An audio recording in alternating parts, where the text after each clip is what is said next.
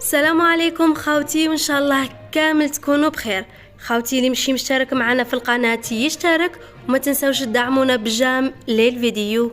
المراركة عادوا مرة أخرى لاستفزاز الجزائريين، أين كشفت الكاف عن الشعار الرسمي لكأس إفريقيا المقررة بالمغرب والذي تزين بالزليج الجزائري، أين نشرت وسائل إعلام مخزنية صورة لتميمة الكان مزينة بالزليج الجزائري، وعلقت على أنها من التراث والحضارة المغربية في خرجة ليست جديدة، على اعتبارها أنها ليست أولى محاولات سرقة التراث الجزائري. أين رد العديد من رواد مواقع التواصل الاجتماعي الجزائريين كاتبين ومعلقين أن المنتخب الوطني كان السابق لترصيع قميصه بالزليج الجزائري الأصيل، وحمل قميص الخضر النجمة الثمانية المتواجدة جداريتها بمتحف شرشال قبل 1600 سنة.